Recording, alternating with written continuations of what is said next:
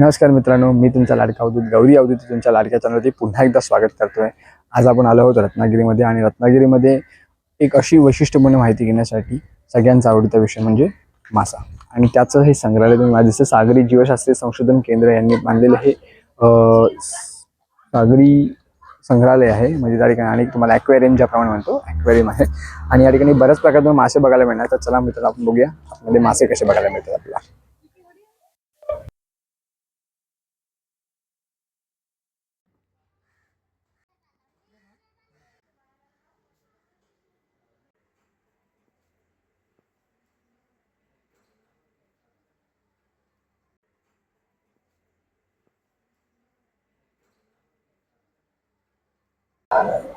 हे आहे गोड्या पाण्यातील कासव, पॉन्ड स्लाइडर टर्टल्स.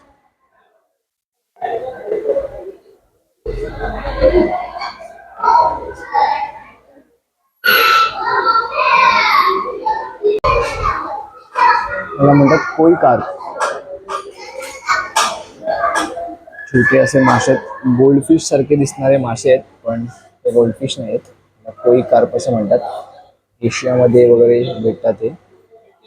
आपण नॉर्मल शार्क बघितले असतील, हे आहेत एरेंडेशन शार्क.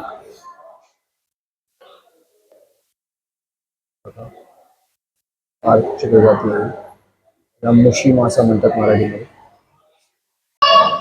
हा आहे रेनबो शार्क. आणखी एक शार्कचा प्रकार आहे. छोटे आहेत हे सध्या मासे, छोटे आहेत. यांना रेनबो शार्क असं म्हटलं जातं. त्यानंतर आहे कटला. त्याबद्दलची माहिती खाली तुम्हाला वाचायला भेटते. त्यानंतर हा आहे तो कटला मासा.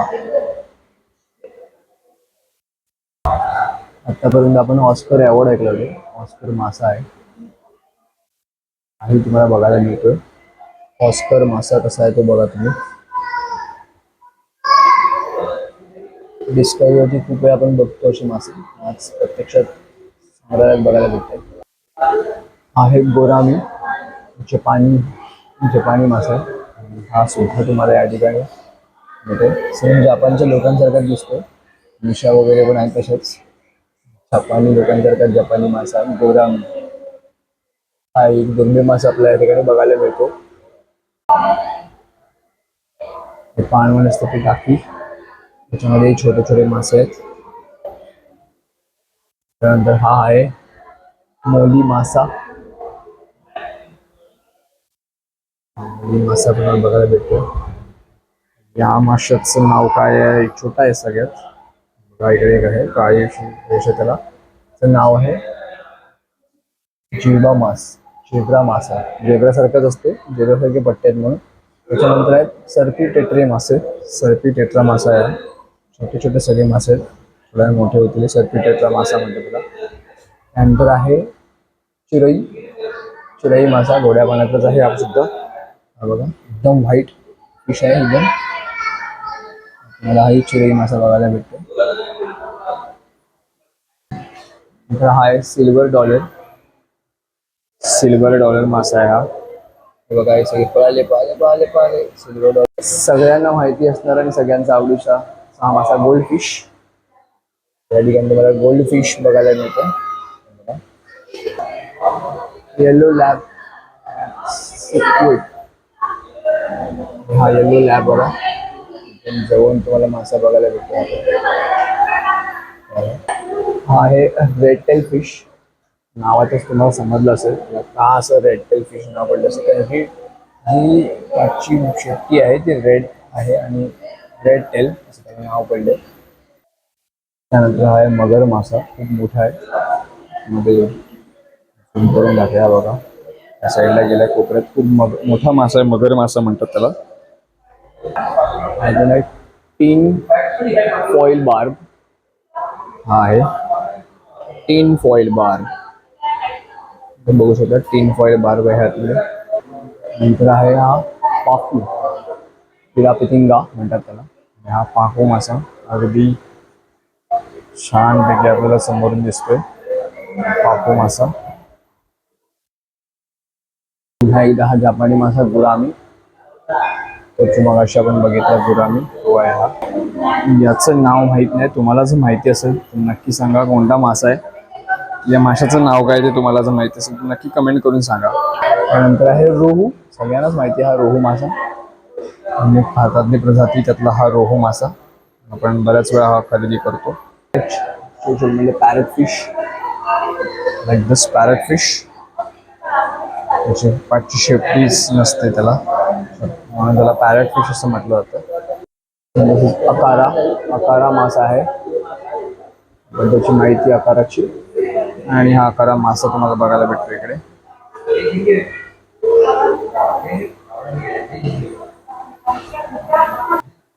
खवला मासा, त्याला खवले आहेत भरपूर म्हणून त्याला खवला मासा म्हणतात. खवला मासा आहे. एंजल फिश, गोड्या पाण्यातील आणखी प्रजाती एंजल. खरंच खूप सुंदर आहे, दिसायला अगदी एंजल सारखं, आणि म्हणून त्याला कदाचित एंजल फिश हे नाव पडलं असावं. त्यानंतर आहे black ghost knife fish. Black ghost, भूत, काळा भूत त्या प्रकारचा हा मासा आतमध्ये लपून बसलाय पाईपमध्ये आहे तिकडे. नंतर हा डिस्कस मासे, डिस्कस मासे अगदी सुंदर मासा आहे. पुन्हा एकदा आपल्याला जवळ हा मासा बघायला भेटतोय. हा दाखवतो मला, याचे कलर थोडेसे ब्राईट आहेत बघा. किती सुंदर मासा आहे बघा, किती छान वाटते मासा बघा. कावळा मासा बघा, कावळा मासा केवढा बघा, कावळा मासा. काळुंद्र मासा, हा काळुंद्र मासा. लॉवीज मासा, सुंदर अगदी सुंदर प्रजाती बघा, लॉवीज माशाची प्रजाती बघा. कोंबडा मासा किंवा सिंह मासा दोन्हीपैकी एक नाव आहे. लायन फिश, लायन फिश बघा. लायन फिश कोंबड्याच्या आकारचे पट्टे आणि सिंहासारखे त्याचे आया आहे, त्यामुळे दोघांची नाव यायला पडली असावी. बैल मासा, सेम अगदी बैलासारखा वळतो सुद्धा तसं, त्याचं तोंडही तसंच आहे. कोंडवा, हा कोंडवा आहे. जवळून बघायला भेटतो तुम्हाला कोंडवा मासा. हजाम, नाव ऐकून हसायला आलं असेल परंतु नक्की याचं नावच तसं आहे, हजाम. हजाम मासा का नाव ठेवलं असावं असं माहीत नाही. यामध्ये कॉन्टिन्युअस क्रॅप्स म्हणजे माकड, थोडक्यात माकड जे आपण बोलतो त्या प्रकारचा. याला पाठीमागे शेपटी असते आणि त्याला काटा असतो, त्या प्रकारचा हा माकड मासा. अगदी दुर्मिळ दिसणारा सागरी घोडा मासा बघा, सागरी घोडा मासा याच्यावर दिसतोय बसलाय. त्याच रंगाचा असल्यामुळे तुम्हाला दिसत नसेल पण सागरी घोडा मासा याच्यावरती बसलेला आहे. निळी कॅन्ड, का निळी कॅन्ड म्हणतात ते तुम्हाला आता कळलं, माशाकडे बघितलं तुम्हाला कळेल निळी कॅन्ड का म्हणतात. वर्षी निळे पट्टे आहेत असे, त्या निळ्या पट्ट्यांमध्ये त्याचं नाव आहे निळी कॅन्ड. या ठिकाणी देवमाशाचं तुम्हाला स्केलेटन बघायला सुद्धा मिळते. काचेच्या मध्ये सुरक्षित ठेवलेलं देवमाशाचं स्केलेटन आहे, त्याची शेपटीचा भाग आहे आणि या ठिकाणी हा पुढे तोंडाचा भाग तुम्हाला बघायला मिळेल बघा.